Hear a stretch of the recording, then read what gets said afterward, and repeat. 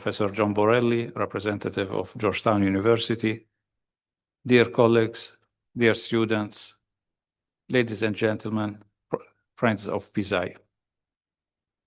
Welcome to the Georgetown Lecture, the fourth lecture of this academic year at PISAI.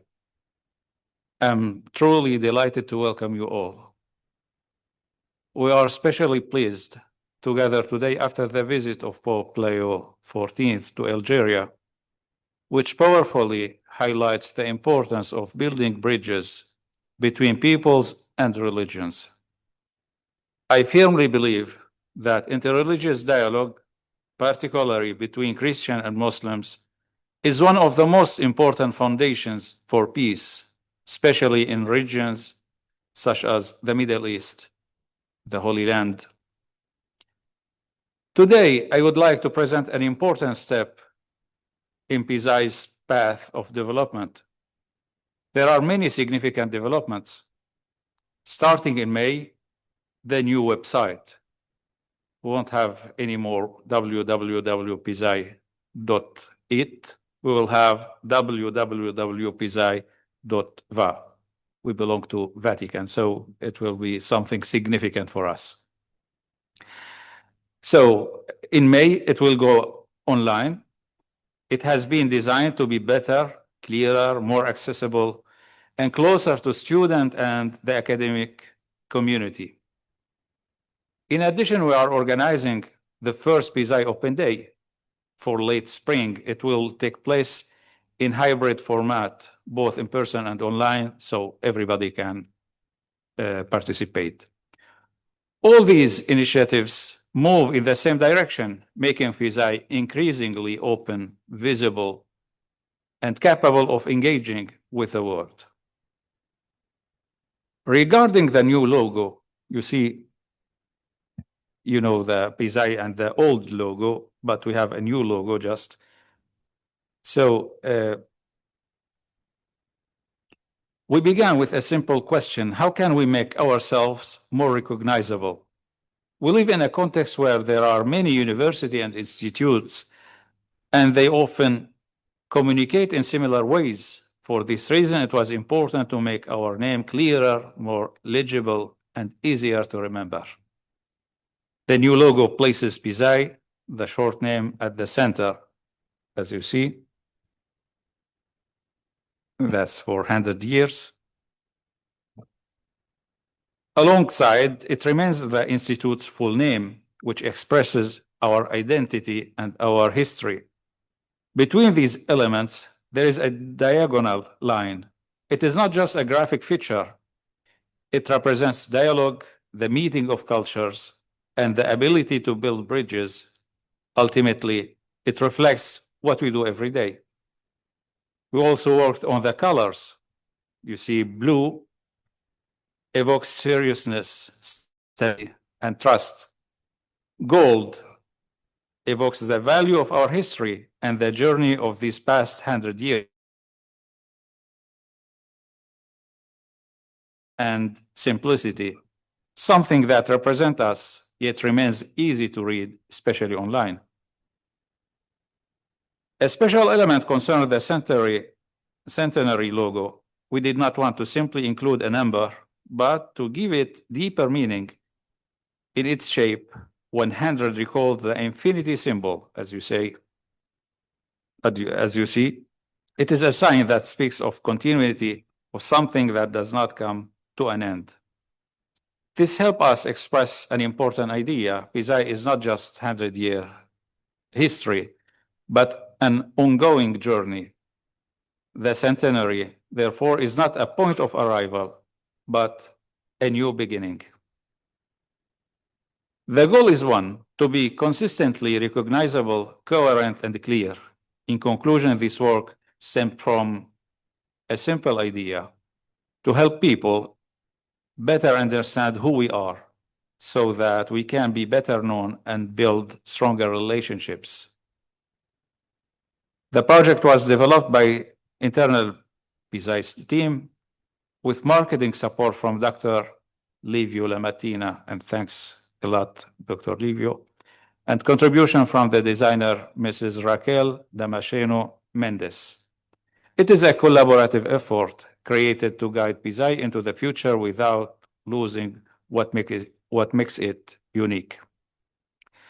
I would like to express my sincere gratitude to Professor John Borelli, who represents Georgetown University. Thank you a lot that you are with us, and you are here as a sponsor of this lecture and sponsor of many other activities of PISAI. And I would like just to thank Professor Ahmet Alibašić for being with us, for delivering this lecture, and many thanks to our colleague and friend, David Marshall, Professor David Marshall, for accepting to moderate this meeting. Thank you.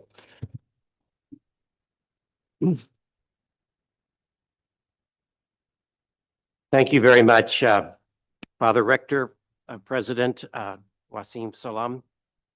Georgetown University has been a partner with PISAI for only 10 of those 100 years, so I will only take 1/10 of your time in welcoming you to this lecture. This is the 10th in the series of the lectures on contemporary Islam. The idea of a previous rector, now Bishop Diego Sario Cucurella, to focus on contemporary Islam in these lectures. It began back in 2017 with a lecture by Father Thomas Michel and continued on even through COVID. Cardinal Fitzgerald spoke online during COVID, so we were able to continue this lecture series. We, both of our institutions are very much committed to dialogue and Christian-Muslim relations and Christian-Muslim dialogue. I truly look forward to this intriguing lecture today on a very particular aspect of Christian-Muslim relations, a very particular topic, one that's always very interesting because of the mix of Christianity in the region as well. But just let me say one other thing. Because of the people who have been associated with PISAI over these 100 years, we are also celebrating an important anniversary. Pope Leo was the first pope to set foot in Algeria. But if the scholars associated with PISAI are correct, 950 years ago, a pope wrote a rather famous letter to a ruler of North Africa, of Algeria, Al-Nasir, who was in Bijaya. That letter is the only footnote, the only note in Nostra Aetate 3 on Muslims. Not quoting scripture, but quoting this letter, a rather generous theological letter by Pope Gregory VII to this Muslim ruler, who talked about how we owe this charity to each other even more than others because we both worship the God of Abraham and we venerate Abraham for his willingness to submit in faith to God. And 950 years. Now, if you read the letter, thanks to the scholars of PISAI, you will see it is chock full of scriptural passages. So with one note, the scholars were able to quote many passages of scripture for this breakthrough document that turned us around as a church in Christian-Muslim relations. So I am delighted that we may continue today with the 10th lecture and that we can celebrate our friendship in scholarship and dialogue. So thank you very much.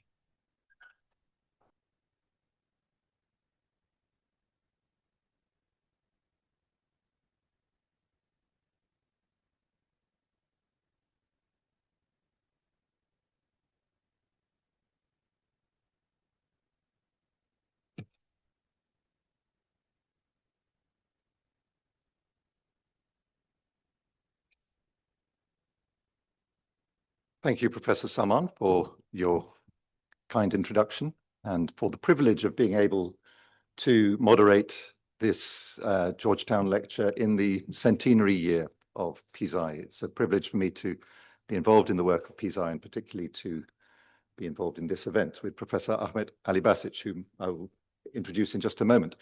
I also like to pay tribute and thanks to Dr. John Borelli and express my thanks for all the work that he's done to support Christian-Muslim dialogue, which I've had the joy of being involved in more than one project which he supports, including the work here, but also the Building Bridges seminar for Christian-Muslim dialogue, about which I'll say something in a moment. So I turn now to introducing our speaker this evening, Professor Ahmet Alibašić. He is the Professor of Islamic Civilization at the Faculty of Islamic Studies at the University of Sarajevo, which is, I believe, the largest faculty of Islamic studies in the Balkans, with several hundred students. He has been one of the editors of the Yearbook of Muslims in Europe, published by Brill since 2009, and recent publications include Principles of Good Governance in Islamic Tradition and the Arab Spring, Ulama and Muslim Intellectuals. You may have seen on the profile outside, the final note in the description of Professor Alibašić is that he's been involved with the Building Bridges seminar for over 20 years, since 2005. And this is where this introduction becomes slightly more personal, because we met back then for the first time in Sarajevo. I was working for the Church of England on the staff of the Archbishop of Canterbury, who was leading this process of theological dialogue between Muslim and Christian scholars called Building Bridges. And Ahmet was working with the Raisul Ulama, the Grand Imam of Sarajevo, of Bosnia-Herzegovina, Dr. Mustafa Čerić, whom I'm sure is known to many here, somebody else who has contributed greatly to Christian-Muslim dialogue. We were, if you like, the staff members who were making a dialogue happen between the principals, the senior figures of our respective communities. And it has always been a joy to work with Ahmet. He has continued to be involved with Building Bridges since 2005. And certainly I can speak for all my Christian colleagues in that process that he has been one of the most reliable and enthusiastic and wise supporters of Christian-Muslim dialogue over the years. Widely respected also for the quality of his academic interventions. And so it's great that we have the opportunity this evening to hear him on this complex, really important topic of interreligious dialogue in ethnically divided Balkan societies. Thank you very much.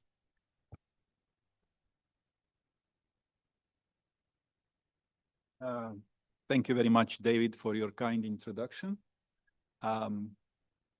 Professor Selman, Professor Borelli, dear friends, thank you very much for showing up. I hope we'll have some questions and answers at the end, and comments, of course, but let me first introduce my ideas on the topic, which is frankly something I learned a lot about during my preparation. About a month ago, a leading Bosnian public intellectual and interreligious activist, Rusmir Mahmudšehajić, passed away. A Croatian language web portal from Bosnia published a vehement attack on two prominent Franciscans who attended his funeral in an article entitled "Dishonorable Uncles Mile and Ivo at the funeral of Rusmir Mahmudšehajić, who denied Croatian identity." The term uncle that was used in the text is the one used in Bosnian language. Yeah, do I have to? Do I have to? Yeah, okay. Yeah, okay, thank you. The term uncle used in the text is the one that is used in Bosnian language by Muslims, daija, not the Croatian term for uncle, implying that the two Franciscans are not true Croats and not true Catholic priests, but rather Bosniaks and Muslims. Now, this small episode captures a larger problem. In the Balkans, interreligious dialogue is rarely judged on theological grounds. It is judged through the lens of ethnopolitical loyalties. Interreligious dialogue never takes place in a social vacuum, and therefore it is never merely a matter of clarifying and bridging theological differences.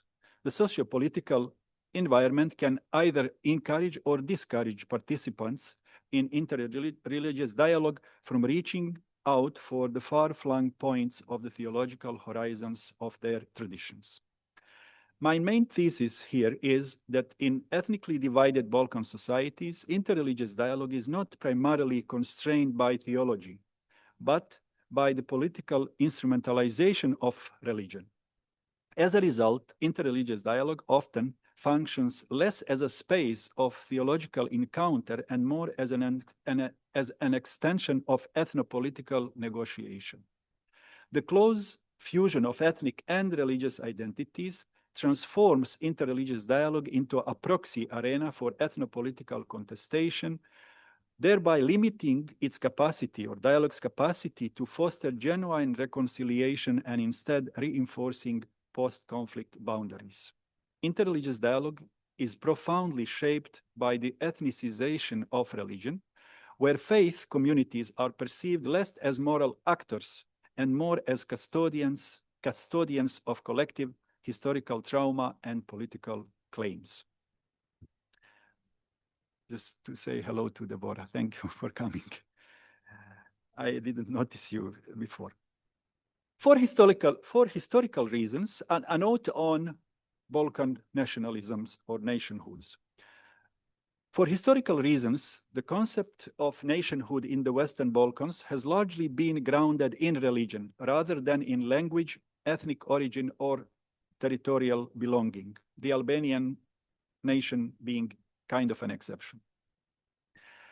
The Bosnian Croat author, Ivan Lovrenović, summarizes the decisive importance of religion for identities in Bosnia and Herzegovina, in this case, as follows.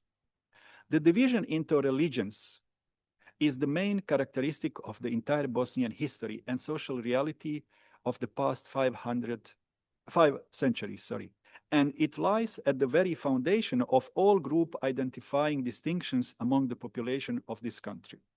For this reason, the religious dimension here has always been a source of profound dichotomy. It has never been possible, namely, to determine precisely where faith is a matter of individual experience and the spiritual need for a relationship with the sacred, and where it becomes an object, an instrument of collectivist identification. Always in the closest and most active relationship with politics and ideology, subject to manipulation and instrumentalization, and at times with the most terrible consequences. Moreover, Balkan nationalisms tend to be exclusive in character. The other is not perceived as a competitor who inspires us to excel, as in athletics, for instance, but rather as an archetypal adversary who must be overcome, more akin to the opponent in boxing or other combat sports. Hatred of the other, not the vision of one's own better future, is the bonding agent of Balkan national collectivities. Eric Hoffer's insight that mass movements can arise and spread without belief in a God, but never without belief in a devil, seems appropriate here. Of all Balkan countries, Bosnia and Herzegovina, where I come from, represents the most radical case of this dynamic. Okay, sorry. Okay, this way it should work. So Bosnia is the most radical example of what I'm trying to describe, because nationalism in Bosnia has been constitutionally legitimized so that all political life is largely reduced to ethnic politics. The constitutional arrangement established by the Dayton Peace Agreement has further entrenched the dominance of politics over religion. Now, David has already noted actually that this, now I said it's religion that is, at the core, and then now it turns the other way around, which is, which requires some. I hope if it is not clear by the end, then we can come back to it. And this dominance of politics, ethnic politics over everything else, including religion, is not implicit. It's a hard institutional reality. In Bosnia, one's chances of becoming a minister or a member of parliament depend largely on one's ethnic affiliation. This is not because a remnant of some medieval or Sharia norm. No, it's because international powers made concessions to the most chauvinistic Balkan nationalisms in 1995. Now, just to make this clear, for instance, Roma and Jews cannot run for our presidency nowhere in the country. Serbs cannot run for presidency or the House of Peoples in half of the country called Federation. Croats and Bosniaks cannot run for those offices and presidency in the other half. And so this is just to give you, an idea. And this is not by religion, this is by ethnicity, or we call it nationality. Such arrangements follow the wars of the 1990s, which were two-in-one conflict, both an aggression and a civil war fought largely along ethnic lines. In that conflict, war crimes, including destruction of religious sites, were committed primarily along those same ethnic lines. This also means that traumas and memories are ethnically differentiated. This also, just to note, the other day I heard a psychiatrist in Sarajevo telling us that children she deals with in Sarajevo tell her that one of their most common fear is war, actually. And I think there are 2-3 reasons for that. One is that they hear in their families a lot about war, especially in Sarajevo, because it was, under siege and so on. And then they are watching what's going on in Gaza, and then they relate those two. And then the question I have been asked many times by my young children is there going to be a war? That's the one of the major fears they have. Actually, I don't know, this is probably recorded or broadcasted, but anyway, when our youngest went to see a psychologist, she came back and only days later she said, I didn't want to tell you something, which is that I was afraid of war. She told her all other things, but not that one. She thought that's too much for the psychologist, So this is just to illustrate how the traumas are even transgenerational. They are deep and they are transgenerational. Given that the 3 ethnic groups in Bosnia speak virtually the same language, and when I say in Bosnia, you can extend, if you take Croatia, Serbia, Montenegro, and Bosnia, we understand each other perfectly. We have 4 languages, but we understand each other perfectly. So we speak virtually the same language and we look alike. Religion becomes the ultimate marker of ethnic identity. So back to square one. And, just another note here, I'm often asked by the visitors to Sarajevo if I could tell from afar who is who in the streets, who is Serb, who is Bosnian, who is Bosniak, who is Muslim, who is... And they often get confused and surprised when we give them a negative answer, because there is no way for us to, to say who is who. We look so much alike.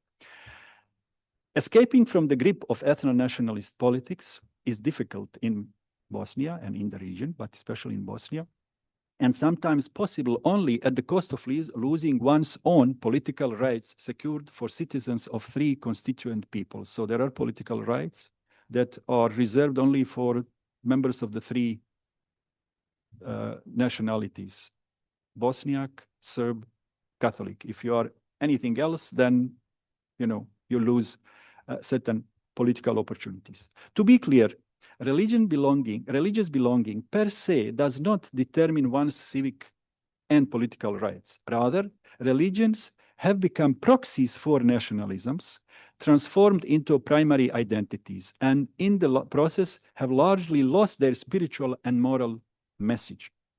What has been the role of the question now, of course, what has been the role of religious communities in the development, in the construction of such exclusivist nationalisms? In most cases, they have either actively contributed to this type of nationalism or have been drawn into it against their better instincts. On this point, and in the context, in this case, Catholic Church, a Franciscan theologian, Drago Bojic, writes, "The nationalist frenzy that flared up this summer largely weighs on the conscience of the Church, which for decades, under the guise of patriotism, has nurtured nationalism and poisoned young people with it.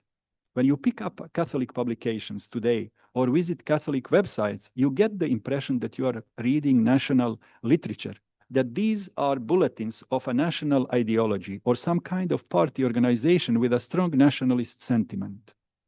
The Catholic Church is feverishly clinging to the nation and its national sanctities out of fear of losing its social monopoly."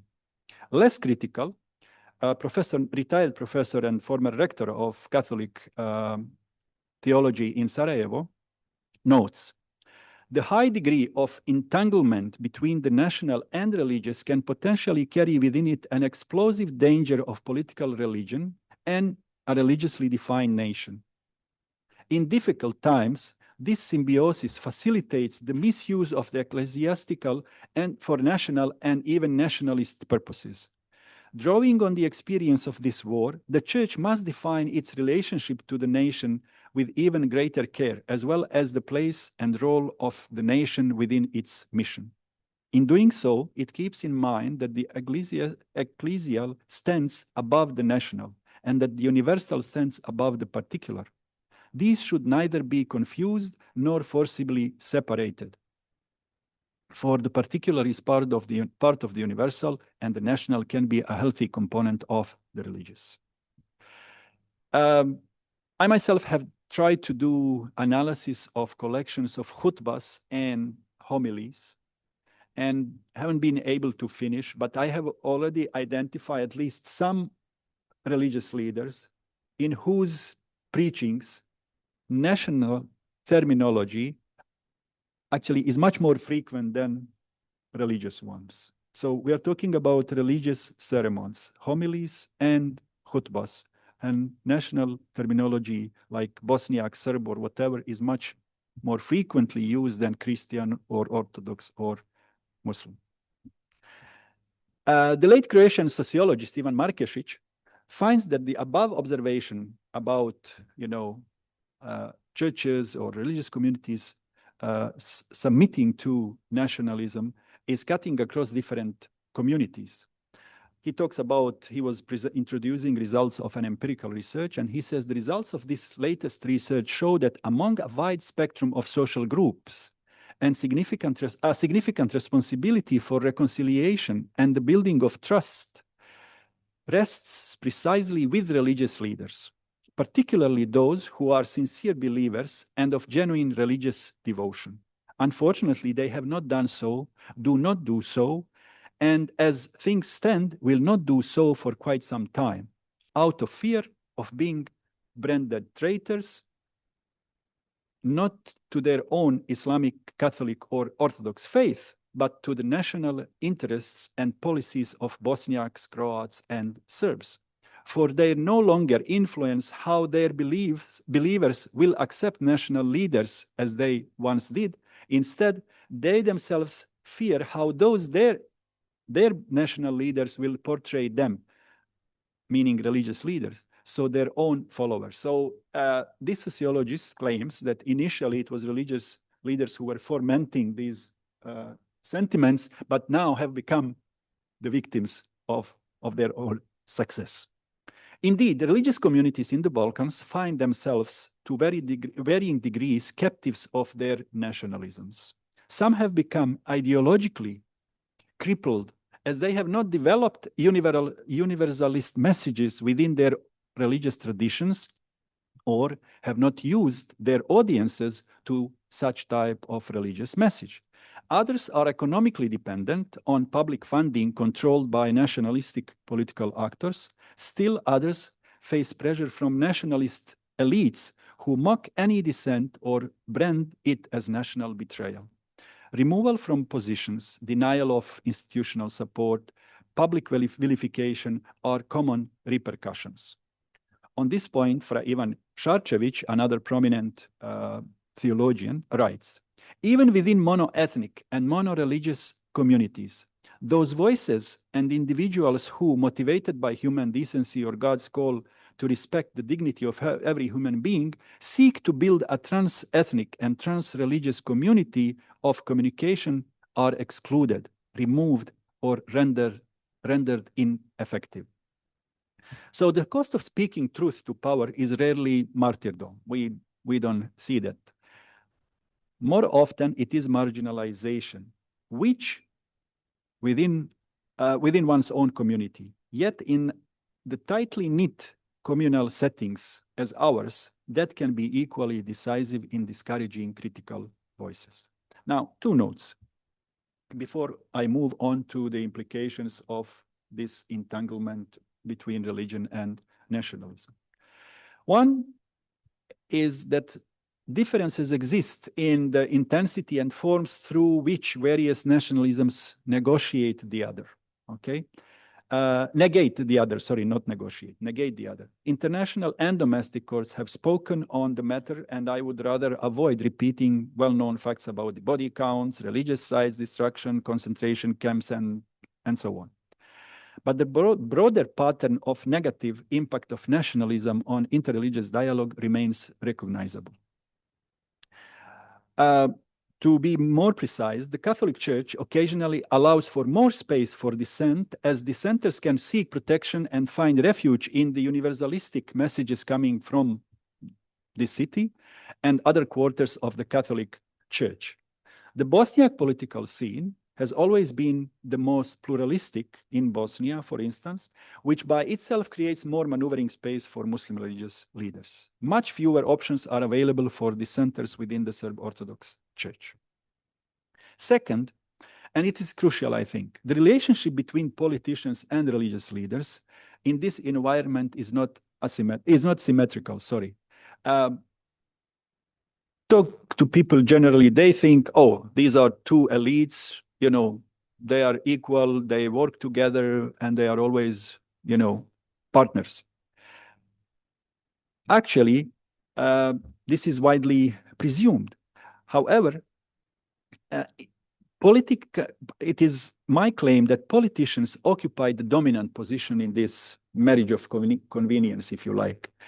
This asymmetry becomes visible precisely when their positions diverge, when politicians and religious leaders find themselves on the different sides of an argument. In such situations, it is politicians who get away with whose agenda moves forward.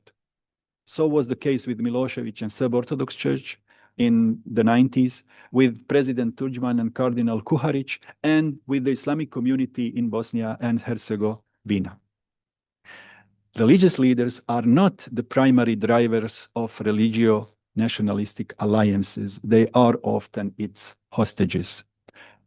Again, Ivan Šarčević from Sarajevo notes, however, the most dangerous expression of secularized Christianity is undoubtedly nationalism, in which not only are faith and nation equated, but national interest and strategy are placed above faith and the gospel. And it is forgotten that the cult of the nation and the temptation of nationalism are the most secular, the most godless ideas within Christianity. It was the recognition of this disturbing tendency to subjugate religion to nationalism that has led me to address this topic. I have witnessed on numerous occasions, and I don't want to become personal here and, you know, mention specific people. I have seen numerous incidents in which proponents of closer interreligious cooperation were attacked from within their own communities, not on theological grounds, but from ethno-nationalist positions.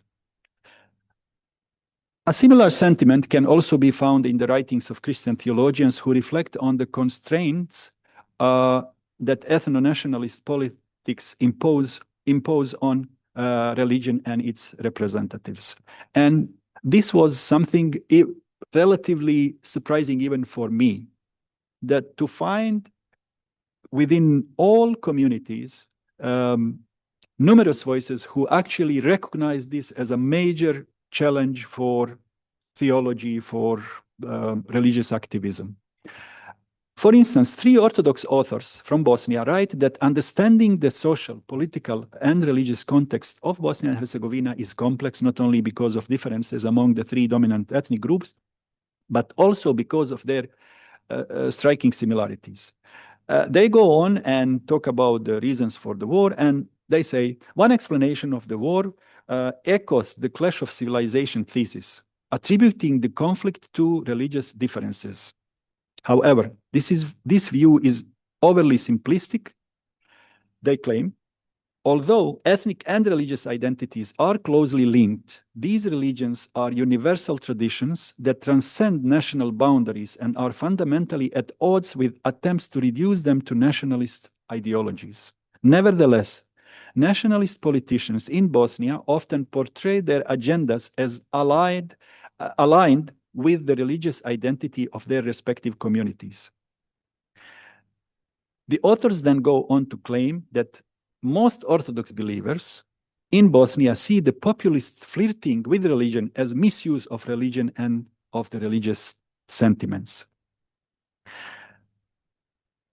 Another voice from the Serb Orthodox Church, former dean of the Serb Orthodox Theology, Faculty of Orthodox Theology in University of Belgrade, writes, such impassionate advocacy of one's nation and national state, which at times rises to the level of religious exaltation, as the Gospels clearly show, has nothing to do with Christianity. On the contrary, it is entirely foreign to it. Whether we will ever come to understand and accept this seems to depend on our willingness to face the truth and on whether we lull our conscience into national mythology or strive to keep it sober and alert.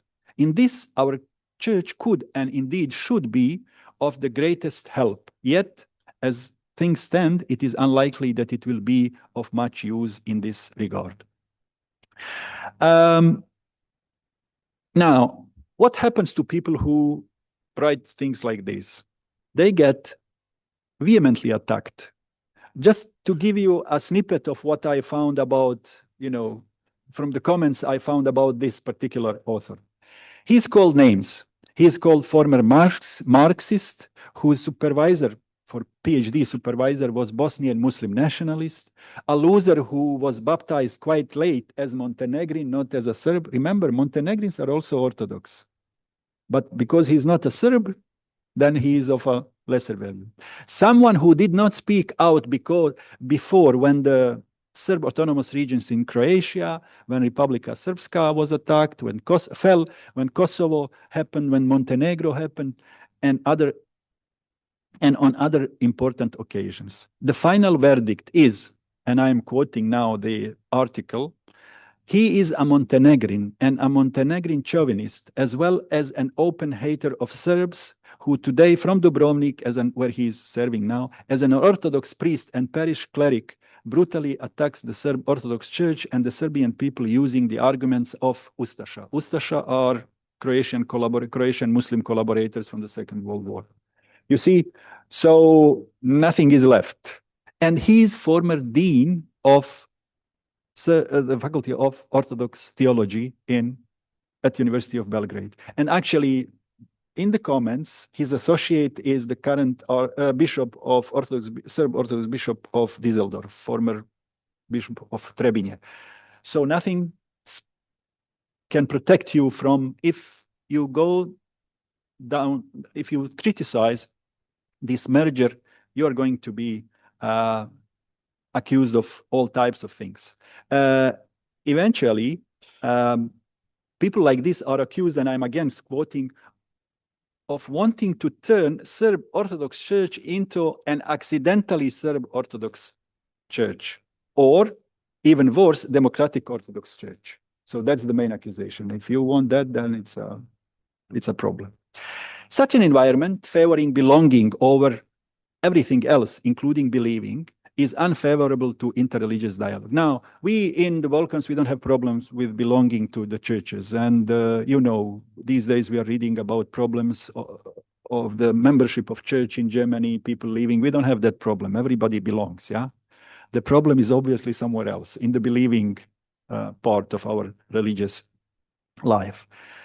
Within it, religious leaders often struggle to act primarily as religious actors, as messengers of divine word and hope. When they attempt to do so, they are ridiculed and accused of rebellion against their own leadership or betrayal of their community. That happens even when the individuals involved are active bishops, priests, former deans of theological faculties. I have an example of former Patriarch German and Cardinal Franjo Šeper saying they had an initiative, but I'm afraid I'm running out of time, so I better skip this one. This brings me to the main point, which is the implication of this web of complexities for interreligious dialogue. First of all, what would it look like for religious leaders in the Balkans to act differently than most of our religious leaders do, to speak as moral actors rather than as ethnic representatives? Again, I was lucky that I am delivering this soon after, you know, Pope Leo XIV made his comments on the war in the Middle East. As you all know, Pope entered into direct moral confrontation with President Trump over his foreign policy. When Trump pushed back, the Pope didn't retreat. And I'm going to cut this short. I am not afraid of the Trump administration. Why did Pope has to say, I am not afraid? I think he knows that in other places, people are afraid to speak to power. I speak about the gospel. I am not a politician. I do not think message of gospel should be abused, and so on and so forth. He is not alone. Many bishops, Catholic and otherwise, have similarly confronted political powers on matters of principle. Bishop Marianne Edgar Bude, is that how you pronounce her name? I remember her because she was in the inauguration of President Trump again. Did the same. Buddy, thank you, Professor Borrell. So, this kind of prophetic independence remains comparatively rare in the Balkans, not necessarily because Balkan religious leaders lack theological resources or personal courage, but because the structural conditions described above make such independence extraordinarily costly. Where a pope draws his authority from a universal institution that transcends any nation state, a Balkan religious leader who speaks out risks being portrayed as a traitor to his own people. That asymmetry goes a long way toward explaining why interreligious dialogue in this region so often falls short of its transformative potential. Leading a religious community and conducting interreligious dialogue in a context supercharged with ethnic politics is not an easy task. And I'm, again, going to skip some of this to give you a quote from a very respected doyen of interreligious dialogue, Professor Mato Zovkic, who writes this. In my experience of 40 years priestly serving to Catholic communities in Travnik, Zenica, and Sarajevo, I feel that my fellow Catholics expect from their priests a support in their ethnicity, as well in their religious beliefs. I know that some good, willing foreign Catholics point at such religiosity as ethnic or nationalistic, but this is the only way to serve concrete individuals and congregations in their life situations. In view of any believer, religion is an important element of people's identity, but not the only one.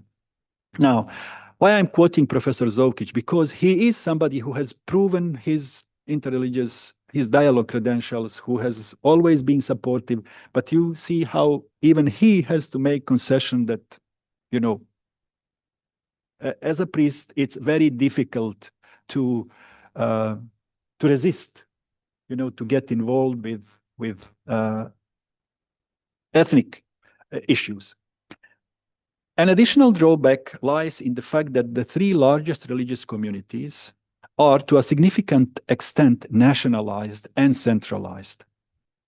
We already noted that Catholic Church among Croats is not as universal as its name might suggest.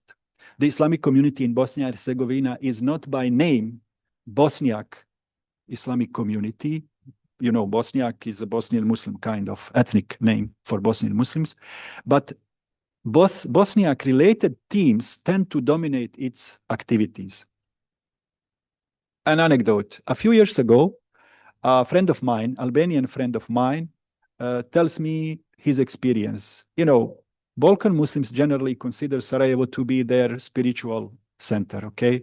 So he said, I had a business to do on Saturday in Sarajevo, but then I said, see, it's Friday, I miss Juma prayer in Sarajevo, so I would go a day earlier in order to attend Friday prayer in Sarajevo. But then he said, I was very disappointed. Why?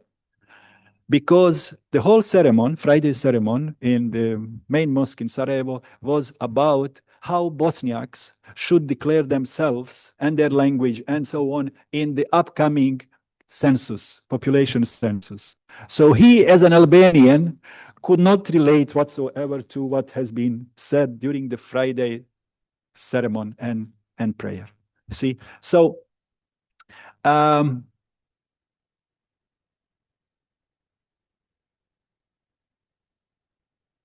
at the risk of sounding apologetic, I may note that the pressure on the Islamic community actually in Bosnia and Herzegovina to act as national institution is probably the biggest, because Bosniaks do not have a nation state or anything, any academy or any other surrogate institution that is taking care of national issues of Bosniaks, the way Serbia and Croatia do about Serb or Croat ones.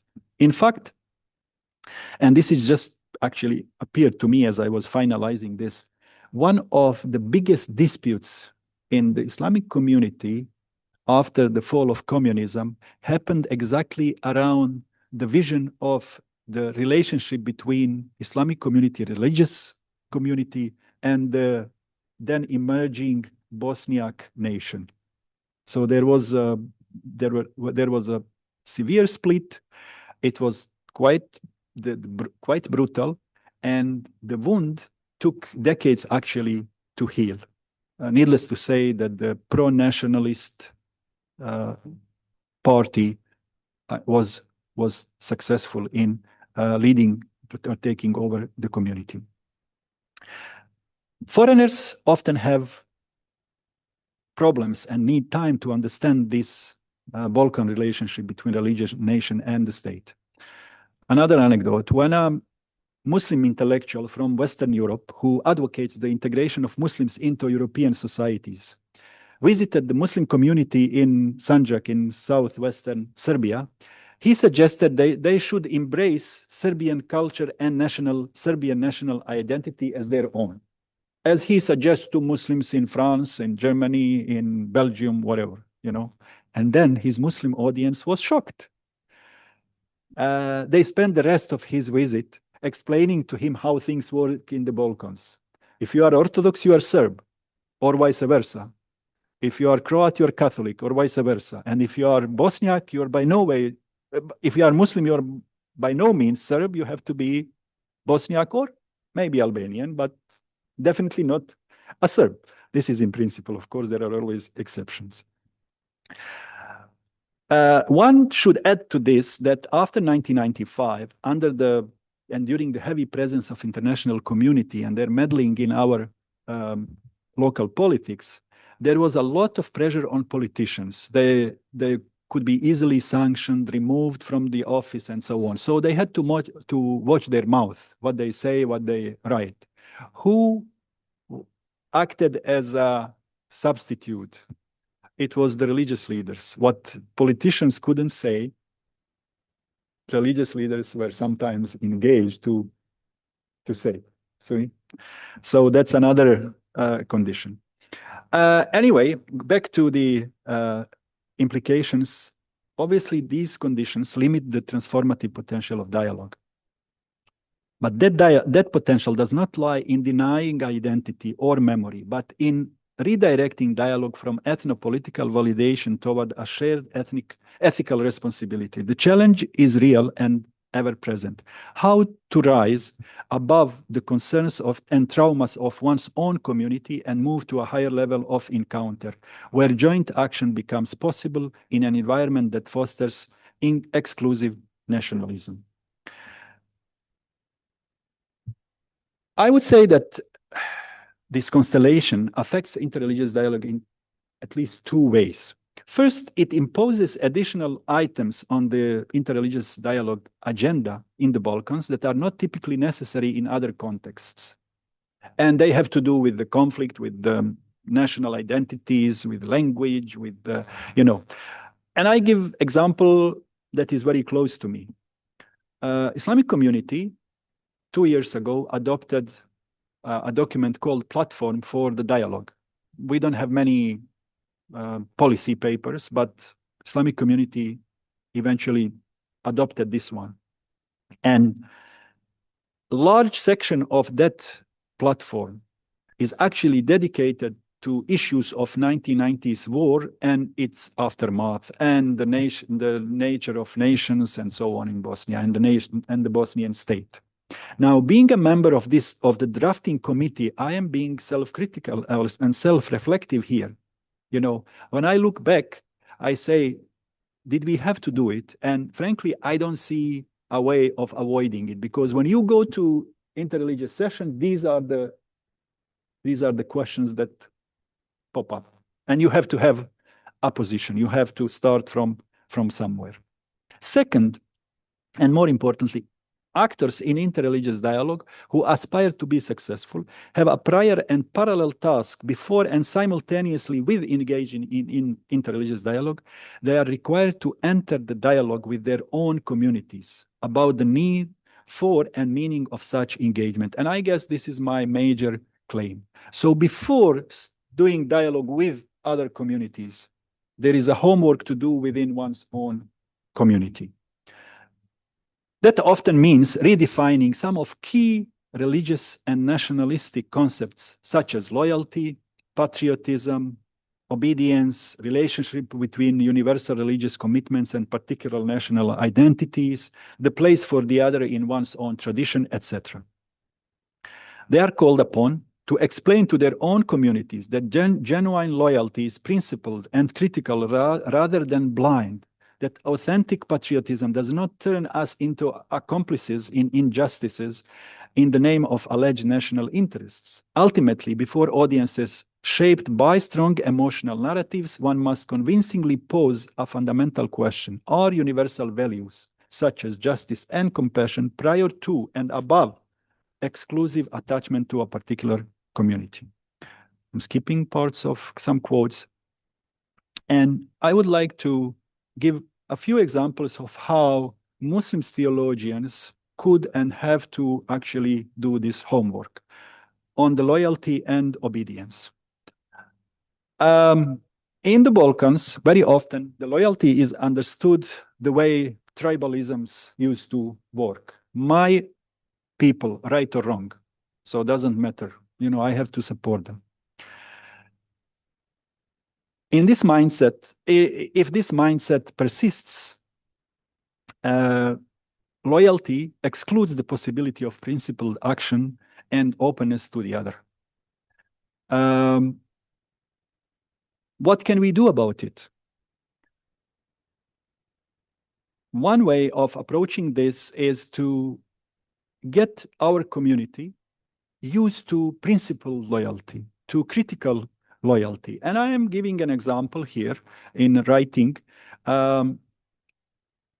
of a situation of an incident, if you like, where Prophet Muhammad told his friends, his companions, that they should support their brothers when they are zalim or mazlum, whether they are doing injustice or whether they are victims of injustice. And then the attendees were perplexed. They said, okay, we understand if he is being treated unjustly, we help him. But how should we help him if he is doing injustice? Prophet said his famous statement, تحجزه من الظلم فإن ذلك نصره. You help him by preventing him from continuing his injustice. Now, despite this being fairly clearly stated, many Muslims, including in the Balkans, find it very difficult to practice critical loyalty, or perhaps even more importantly, to accept it as a legitimate alternative to unconditional loyalty. There were other occasions where Prophet, pointed to the same understanding. Another pillar of the collectivist culture of Balkan societies that obstructs dialogue is obedience to authority. And I have anecdotes to say, but I don't want to be too personal, so I'll just stay theoretical.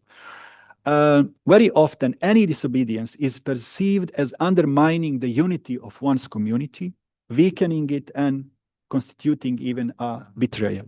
Here too, it is necessary.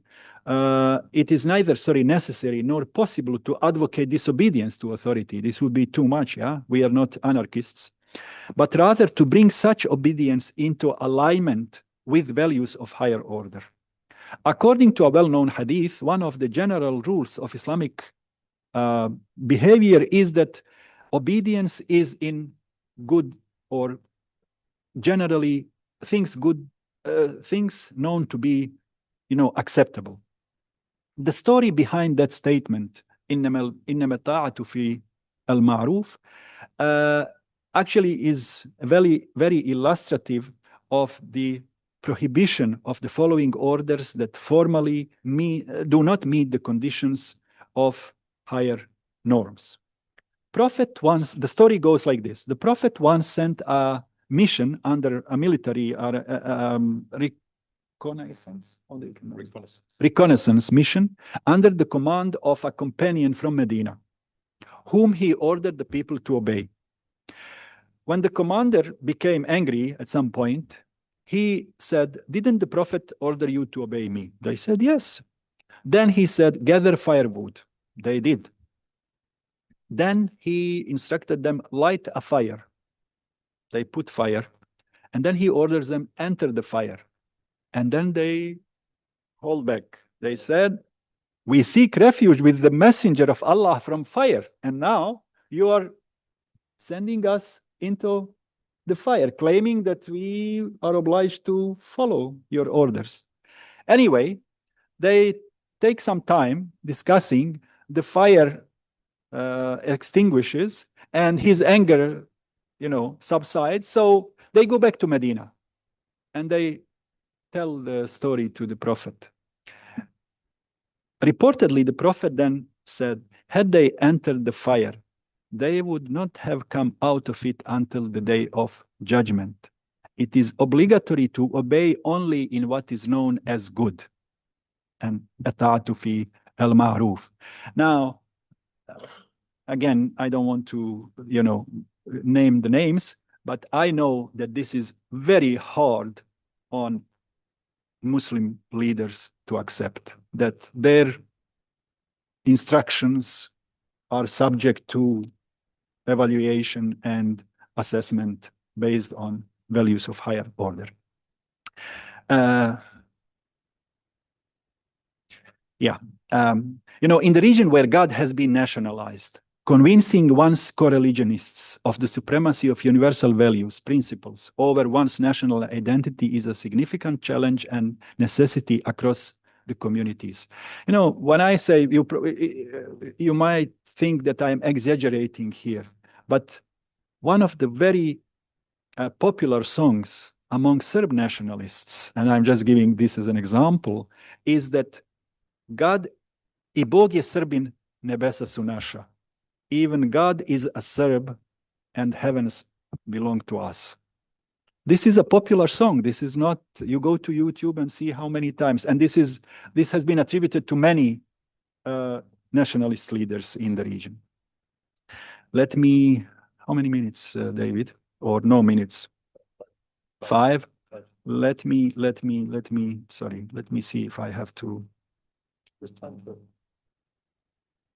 Yeah, for instance, when it comes to Muslim community, and this is final point on this one, one topic that I found to be still not a taboo, it's too much to say a taboo, but simply avoided is forgiveness. Why? Muslims in the Balkans consider themselves to be the biggest victims of the wars in the 1990s. And since then, they have been talking about justice, okay? And keeping the memory, which is understandable. But what I've found missing is talking about forgiveness. I used to teach a course called Genocide Studies. And when I came to the, because Genocide Studies, they have topics, certain topics. And when I wrote a syllabus, I said, we should talk about reconciliation and forgiveness. When the time came for me to give students something to read in Bosnian or any language from an Islamic perspective, I couldn't find much, almost anything. That was 20 years ago. Now it's a different situation. Now, what I also realized that it is exactly encounter with Christians that prompt Muslims to develop their theology of forgiveness. And within Building Bridges, we did have a session on sin, reconciliation and forgiveness and reconciliation. And I remember that was the first time I encountered Muslim theologians, dwelling on this, developing. And that's when I realized actually that in the Quran that I was reading and in the Sunnah, there is a lot of resources on the topic, but somehow I missed them, I always saw the mess, and very often it's the same text actually. It's the same verse that talks about justice and reconciliation, but somehow I heard or I read the justice part and missed and that's, I would say, forget about my individual experience. I tend to see that until today, we don't have in the region, we don't have this topic of forgiveness addressed theologically. Now, I have focused on the Islamic, what could be done within Islamic theology or within the Muslim community, but I see, for instance, that at least, again, Professor Mato Zovkic writes that he also actually learns things and benefits from the writings of other Catholic theologians. He says, it is possible to reconcile one's Catholic belief, this is something else. He also writes that he benefits actually, and I have his quote that he benefits from, and he names the names, how he benefits from other Catholic and Christian theologians. Now, other than discourse, developing a different discourse, redefining terms and concepts.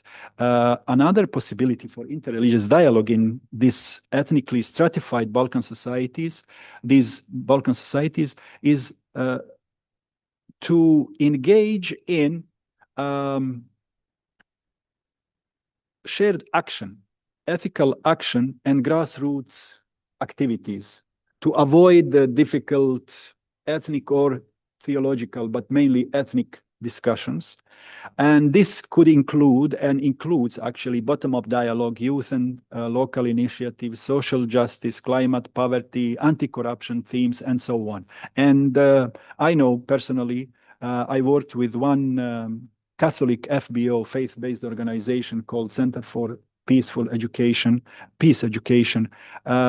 which have established a very successful interreligious platform for dialogue and cooperation, especially among young people and theologians, based on ecological activism and Laudato Si and so on.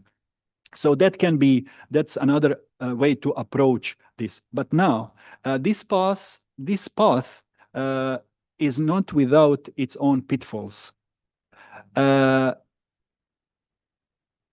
Because it can be a substitute for a more meaningful dialogue.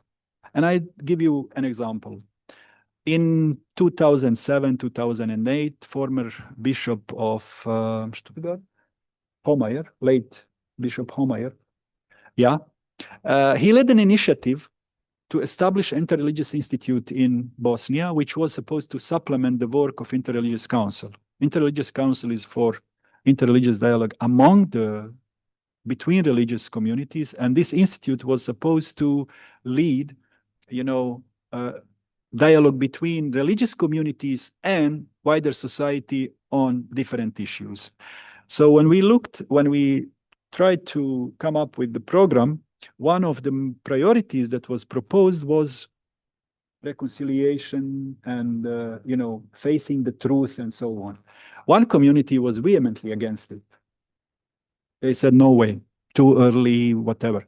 Now, others thought that if we were to accept only less sensitive issues, it would be like covering up for the, so there was a dilemma, real dilemma of whether to, okay, we cannot do this now, let's do something else, or it is a concession that is too much, actually, that we are making us complicit in revisionism, in denial, you understand the challenge of this approach.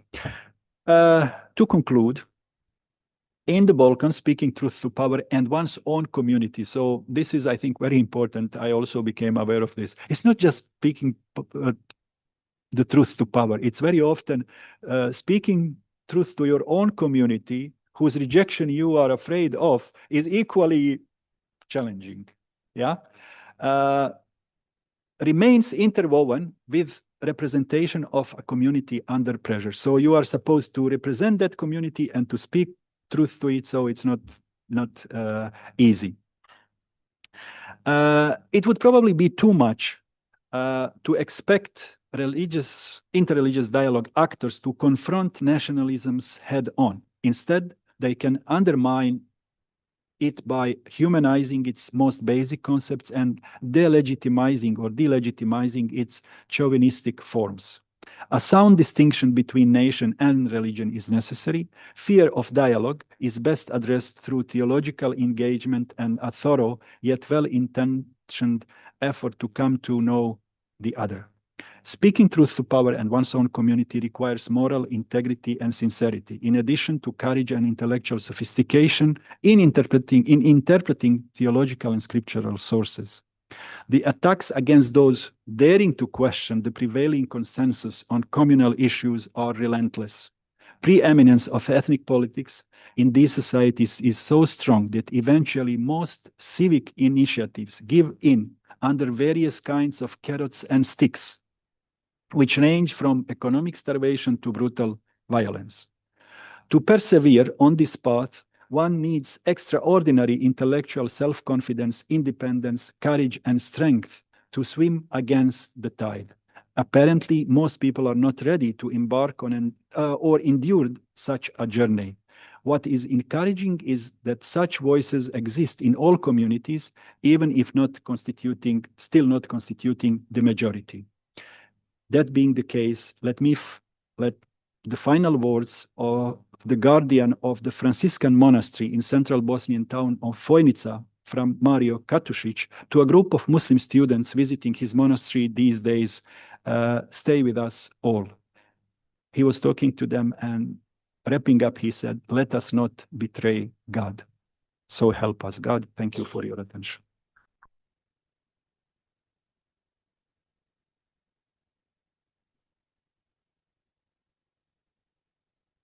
Thank you very much. David, thank you. AI lies, we all know that, and it lied to me how many minutes I need to read this. Okay, so blame it.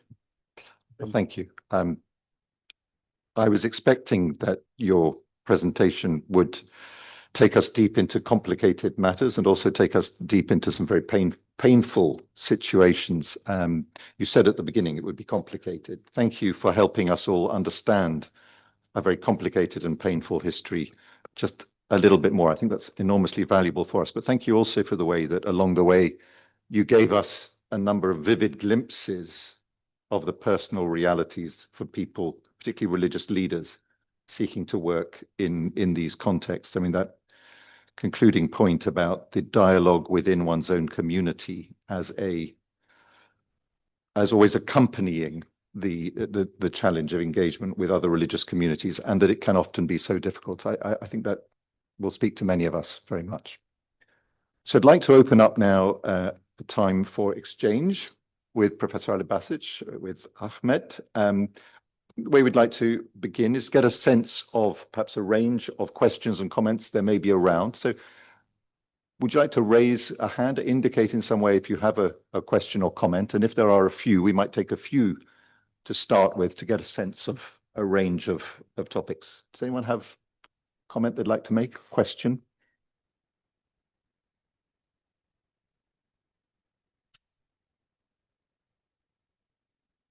Yes. And here we have to start here and then Martin, there's one just here and then one over here. Oh. Yep. Yep. Hello, thank you very much for this presentation. So I mean, I've always had my interest in that part of Europe and history, because I also studied in the north and east part of Italy, where I've seen even in Italy a lot of conflict. Let's put it this way. And I really like how you began and you closed your presentation with the funeral, the story about the funeral, and then again, but also how the the Muslims would go to, let's not betray God. That's a beautiful image to see. I mean, that's very true also from what I've seen from my experience by speaking to Bosnian and Balkan people, how grassroots actions are so hard to do. But mine is mostly not really a question, but a discussion on that. Is what I mean, I'm quoting. I don't want to put myself in that situation, because a really good friend of mine who in a very short period of time taught me a lot on interreligious dialogue, and she would say, I recognize that we have to learn, and so she's Serbian, but from the Krajina region. So I have to unlearn to use historical symbols in order to not even recognize the others, but to live and to learn how to go past through that. And I think that's a beautiful example that your country, I mean, people from your country and that part of Europe has given us. Thank you. Are you happy to hold on that one for a minute? We'll take one, and there's some coming in online as well, from Adnan and then from Sister. Thank you indeed, Ahmed, for this wonderful presentation. Somehow pessimistic, I feel. I think we have two main problems. The first one is religious nationalism. The second one is trauma, and the use of trauma to justify religious nationalism. So it's not the unique case. We have many cases like that. So genocide and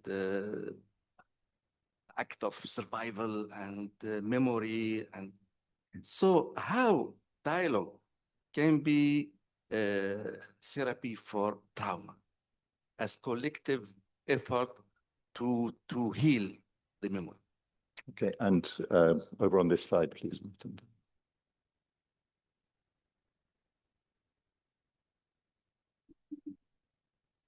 Thank you. My English is hopelessly limited. Can I speak in French? Is it possible? Is that it? Well, I can try and translate it. Please, if you speak nice and clear and loud, I'll help if I can. Malheureusement, je trouve que votre analyse était... Non, le tableau n'est pas rose du tout, mais il est vrai. Ouais. Je reconnais. Je suis, by the way, croate, catholique, romaine, petite sœur de Jésus, de Croatie, mais mes origines sont en Bosnie. Donc, Ok. moi, je suis à l'aise dans deux pays. And so she regrets that your analysis is true from her own experience as half Croat half Croat Roman Catholic sister. Yep. J'aimerais juste rajouter un petit détail gros. Trois, à mon avis, meilleurs théologiens orthodoxes de Belgrade, il y a 1 an, 2 ans, viennent de perdre leur poste à la faculté de théologie orthodoxe. She mentions that 3 Orthodox theologians have left, 3 of the best have lost their post at Belgrade. Et en plus, 2 parmi eux, un laïc, l'autre est prêtre, viennent d'être excommuniés. And they've been excommunicated. Les raisons, ils ont osé lever la voix contre le nationalisme et voulant s'engager dans l'écuménisme. Because they engaged in ecumenism and J'étais criticized nationalism. J'étais présente à une réunion interreligieuse et écuménique à Rijeka, en Croatie, où on attendait un des professeurs. Tout a été organisé qu'il passe 1 semaine avec nous. Il n'avait pas la permission de venir. Last minute. Okay, thank you. I didn't quite get the last point, but I think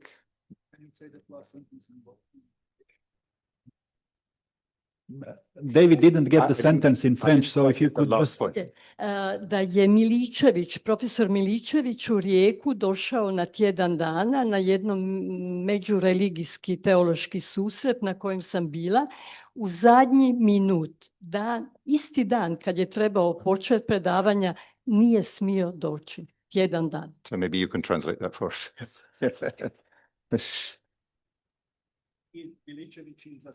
Miličević is a Serb Orthodox theologian, right? It's not important, okay. Yeah, anyway, Uwe, the case was that it's not important. a theologian was invited to a meeting in Rijeka, and then at the last moment, his permission was withdrawn and he couldn't participate. And this has happened many times. And just to be true, I will do my best in English, even very limited. Mato Zovkic, you have mentioned a few times, is my uncle. And really, I am very close to him. And I understand what you mean, that I think this, what you said, I think it's a little bit without context. For example, he told many times in the public that she learned a lot of not other Christian, other religion. And he went to your university to make a courses of Islam for adults. He was asking before permission, and he were going with the other adult person from Sarajevo. And one of the priests, he was professor of New Testament for him, wrote something horrible. He became Muslim, he's crazy, I think he paid during the war the position for Muslims, and I think it's not completely, I feel it so, maybe I'm subjective, Okay. not so, comment dire, je suis peinée, I'm sad to hear, to reduce him to be nationalism first. No, just that. Thank you. But what you said, you are our esperance. Right, there's lots to think about. Yeah. So put your phone back on. Get your mic. Yes, please. Yeah. Thank you very much for your questions. And the need to unlearn, absolutely. See, as I'm probably not telling you anything new, our religious traditions, our cultures beyond the religious traditions are ambiguous when it comes to the other. I mean, forget about Islam. When I come to my culture, I find a lot of proverbs, poetry that is pluralistic, that is encouraging the development of relationship, maintenance of relationship, and so on and so forth. And simultaneously, in the same culture, I find statements that are derogatory, so we obviously have to, make effort to go after the strand in our culture that is supportive of developing interreligious relations. And but the point here is, and this is related now to your question, Adnan, is that at least my experience, maybe I am naive. This populism and in the Balkans often, and in many other places, justifies itself by democratic claim, saying we are doing this, we are expounding these views, radical extremists, whatever, because we have the legitimacy. This is what our people want. Our experience is that actually, at least in our region, where cultures are very collectivistic, it's the political leaders who really chart the directions. And one of my arguments for this claim is the following. Those of you who know the conflict in the Balkans or rather conflicts in the Balkans in the 90s, know that at least in Bosnia, this was the scenario. In Croatia, you have Serb nationalist forces occupying a quarter of Croatia from 91 to 95, to summer 95. In Bosnia, in March 92, Bosniaks and Croats overwhelmingly vote for independence, few Serbs, okay? A year later, it is Bosnian Serbs and Bosnian Croats who are together against Bosniaks or Bosnian Muslims.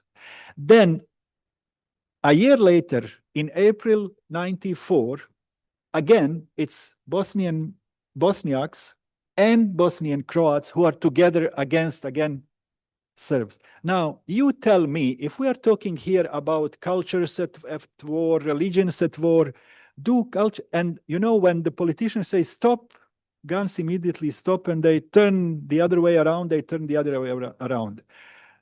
If it is really popular hatred, these things don't move like this, and they don't work like this. It takes ages to change attitudes, to sympathies, and so on.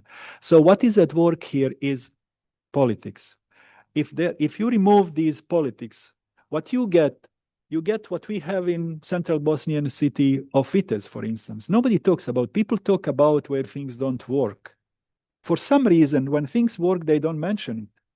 And in that city, where Croats and Bosniaks or Catholics and Muslims live, economy took the driving seat, and from 96 onwards until today, everybody flocks, and the only question they ask there is, which is the best deal? Nobody asks you, if you are this or that ethnicity, this or that religion. Why? Because leaders there decided, let's people live, let's the economy, take the primary seat. And you see that people have no issues with each other, but it is always coming from above. Now, Nan, I wished I knew the answer to your question, how we could use dialogue as a therapy for trauma. Generally, I have resisted the temptation to say much about trauma, and especially trauma in case of Bosnia, and reconciliation and forgiveness, because we all suffered, but I can't say that I'm really the victim of war. Yes, my old house was burned down, my parents had to move, I lost relatives, but I can't say directly I am the victim. So I rather shut up when I try to tell people, make them, you say, to think in certain directions, but I try to resist suggesting anything because I think it's inappropriate. And on this one, unfortunately, I haven't thought. I can think about it and have nothing to say as of the moment. Vesna, thank you for your comments. I know about these examples. I simply didn't have time to find out all the details and didn't want, there are other examples, didn't want to put too many, maybe I sound too impartial. But thank you for raising the question, or at least the way I wanted to present Professor Zovkic is that he is one of, I said, veterans of our of interreligious dialogue. I have seen how I have witnessed how he is mocked from his own community for his positions. And the reason I quoted him is just to show the complexity of the situation. Even somebody like him concedes that he has to, respond to his parish, to his parishioners' request for him helping them with their ethnic nationalist issues. And he kind of concedes that there is no way around. As I said, for myself, writing, assisting in or contributing to the writing of this platform of the Islamic Community for Dialogue, you sometimes find no way except to address it. Now, the only thing that remains is how you address those questions. So thank you for giving me an opportunity to clarify myself. I definitely don't want to be recorded somebody who has anything critical of Professor Zovkic. I'd like to mention that you've just presented a volume of his reflections on Christian-Muslim dialogue to the library here at PISAI. Which my center published, by the way. Yeah. And we've had some questions coming up online. We've lost them now, but I made notes. One of them was a comment simply from PISAI alum, Father Emmanuel Onamba in Nigeria, which basically boils down to the aphorism at the end: don't defend your own ground, but seek common ground. So yes, that's one observation. We also, actually, could we have the top one? Because this was the first one that came up. Could we go to the one before that? The one that, sorry? Could you say it in Italian for me? Could we have the la prima domanda? Yeah, so it's how can Islamic and Christian theological traditions move beyond their historical entanglement with national identities to articulate a genuinely universal ethic capable of healing divided Balkan societies? So my proposition was that we can't negate it, we can't say we are not interested, simply ignore it. We have to engage those. Obviously, those are, as Professor Zovkic says, those identities are important to people. They care about them, and we have the best I think we could do is to, make sure the edges are not too sharp, not hurting others by, I said, humanizing. Okay, your loyalty, fine, you are loyal, but hey, that's not the only. There is a concept I like very much when it comes to these issues called integrative complexity. You don't have to sacrifice your loyalty for your religious belonging or faith or the other way around. You can pursue both of them, and it's not compromise. Both are values that you should try to reconcile and move forward. So you are not traitor if you are principled.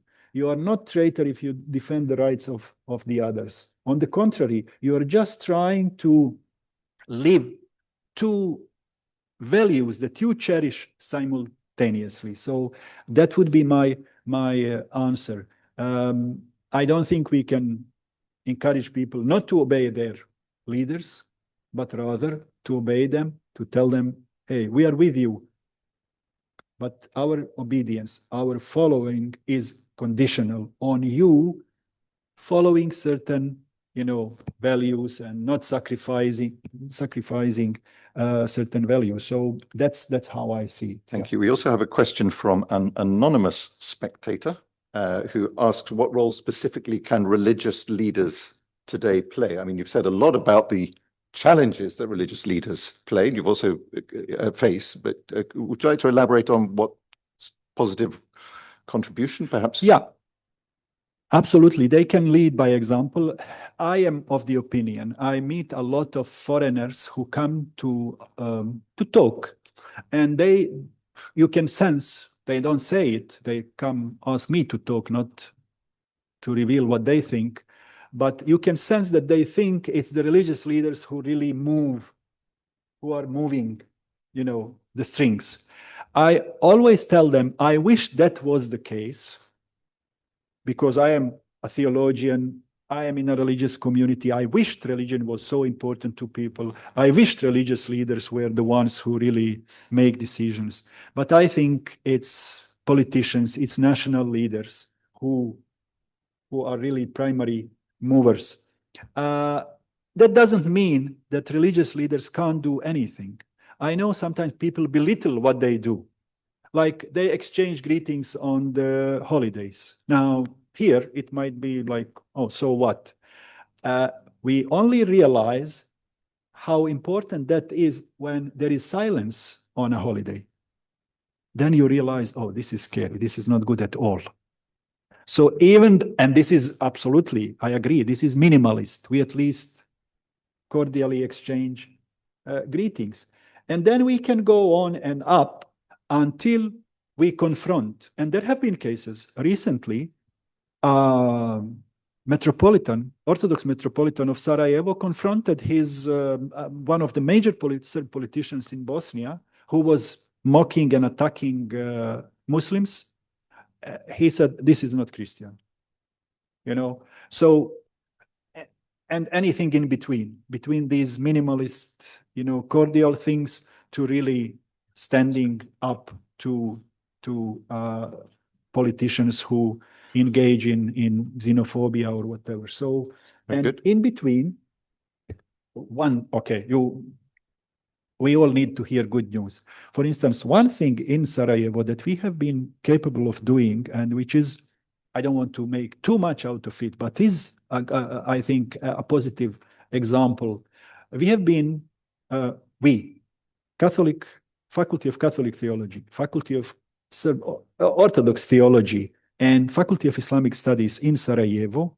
First, two faculties, Islamic and Catholic, belong to the University of Sarajevo. Orthodox Theology belongs to the University of Eastern Sarajevo in the other entity. We have been running a joint master's program called Interreligious Studies and Peace Building for years now, attended by, you know, students from the region, mostly from Bosnia, but all. So, you know, there have been difficulties. For instance, the moment when it was discussed initially, there was the issue in the beginning. And again, it has to do with our topic. There was a celebration of the date of establishment of Republika Srpska in Bosnia, you know. And that celebration was attended by the patriarch from Belgrade, who said that that date is a divine, and, you know, he painted it as a divine sign, you know. And then the cardinal publicly confronted him saying, see, you know what followed after that date. And if we religious leaders are not the ones who will tell our communities the truth, then who will? Obviously, Patriarch got angry, and the negotiations about this program stalled for a while, okay, about these masters. But then we overcome it. And since then, yeah, there have been issues here and there. You have a professor who is supposed to promote peace building, interreligious dialogue, and he talks the talk that we usually hear from the right-wing, you know, pundits. That happens, but the program has been going on for years, and I tell you, relatively smoothly. So that's, for instance, one of the things that could be done, joint educational programs. We have about another 5 minutes before we really should wrap up. I've got a couple more questions from the screen. I will summarize for you. If anybody else has a quick question in the room, I'm not seeing any hands go up, but well, we have one from John. John, if you could just, yeah. Yes, I would like to ask Ahmet, could you not, as you did in your talk, draw from Quran as Christians can from the scriptures to talk about these are values that we should hold in common. First, for the unity of our people, but our unity with all of humanity. Oh, John, thank you very much for that question. See, I have done this before, and I just listened yesterday to a Friday sermon by one of the most popular imams in Bosnia. And what he was saying, he was actually going back to 10 Commandments and telling, for instance, that this is the core of our ethical systems in Judaism, in Christianity, and in Islam. And he was going one by one. When God said, don't kill, he didn't say, don't kill Muslim or don't kill this and that. He said, don't kill, and so on. Frankly, I was surprised. This is Friday prayer. This is one of the most, I used to do that with youth, I have done once an experiment. I took 10 the segments from the Bible and from the Quran that address these 10 commandments to a mixed audience of high school children in Bosnia, students in Bosnia. And I intentionally gave each student a text from the other tradition. And I asked them, do you know what is this? And they say, yes, this is, Catholics said this is, or this is, whatever chapter and this, and Muslims say, yeah, this is. I said, none of you are reading your text from your tradition. You are reading text from, and none of them recognized it. So I think that's, for instance, that's one place to start from. But then within our own tradition, at least this is my experience, John, that unfortunately, very often, and I don't exclude myself, our readings, our understanding of these issues is quite shallow, and we tend to be, I would say, even lazy, not necessarily ill-intended, but simply lazy to, dig deep and find out. And it's well known that reading Quran on the topic of relationship with the other is not easy because there is no single chapter. You have to, bring together various texts and reconcile them and so on and so forth. But it took me a while, for instance, to come to a conclusion that, chapter 60, verses 8 and 9, or the starting point. Once you put that at the center, then the rest comes. God does not forbid you from being just and doing ihsan to those who don't kill you and don't drive you out of your homes. Once you put that at the center, the rest, but you don't see those things explained easily, clearly, systematically. People say anything. I remember once asking a colleague to go and attend a session on, how do we include atheists in this, Muslim, if you like, paradigm of, we know about, okay, Ahl Kitab, this and that. What do we do with atheists? He accepted, and I was interested in what he said. I took the presentation. He said nothing, basically. That was like around, and if we don't do our homework, then we can't expect our parishioners or our followers to have a clear idea. We need to talk clearly, concisely, and this is, I think, what is missing, at least I can tell about my community. We are missing certain very precise, very short statements or instructions of, what is the answer to this? What is?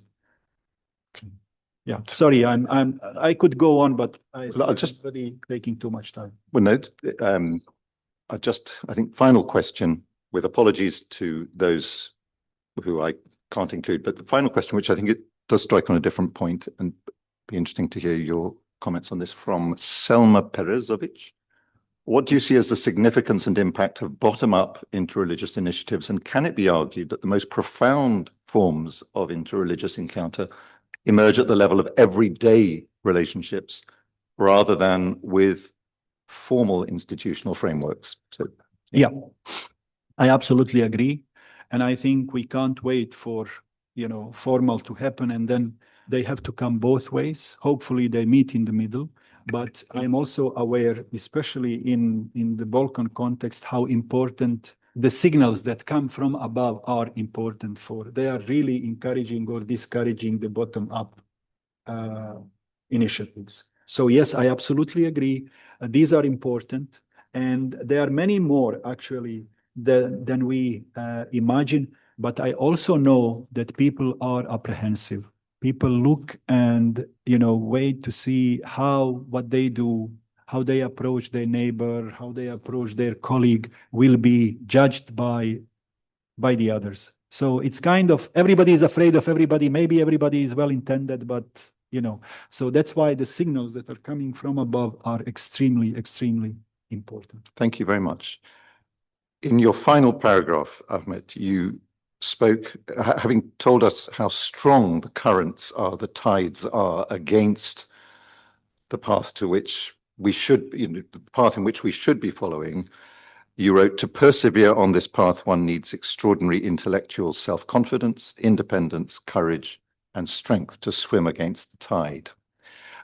Thank you for pointing us to that challenging but inspiring way, giving us a lot of realism about the costs involved, the challenges of various kinds. And I believe you're one who is walking that path, and you're encouraging others to do so. We wish you God's blessing and strength and perseverance in that way. Thank you very much. Thank you. Thank Thank you. you for the opportunity.